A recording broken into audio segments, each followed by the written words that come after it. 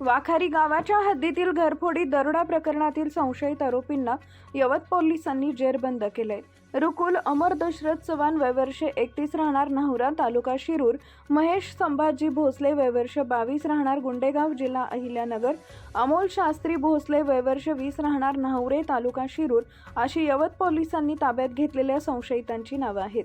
6 जानेवारी 2026 रोजी पहाटे यवत पोलीस स्टेशनच्या हद्दीतील दौंड तालुक्यातील वाखारी गावच्या हद्दीत घराच्या दरवाजाचा कडी कोयंडा उचकटून चोरट्यांनी घरात प्रवेश करून किचन रूममधील लोखंडी कपाटातील सोन्याचे दागिने व रोख रक्कम मिळून 1,98,671 रुपये किमतीचा मुद्देमाल चोरून नेला होता। तसेच सावंत सुभाष शेळके यांच्या राहत्या घरात चोरीचा प्रयत्न केला होता। याबाबत यवत पोलीस स्टेशनमध्ये गुन्हा दाखल केला होता। या गुन्ह्याच्या अनुषंगाने यवत पोलीस स्टेशनचे गुन्हे शोध पथकाचे पोलीस हवालदार गुरुनाथ गायकवाड व विकास कापरे यांनी परिसरातील सीसीटीव्ही फुटेजची तपासणी केली।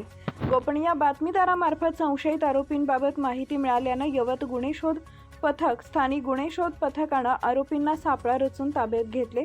गुन्ह्यात चोरीस गेलेला मुद्देमाल अहिल्यानगर येथील सराफा व्यावसायिक किरण विलास बुराडे वय वर्ष 46 माळीवाडा फुलारी गल्ली अहिल्यानगर यास विक्री केल्याची आरोपींनी कबुली दिली।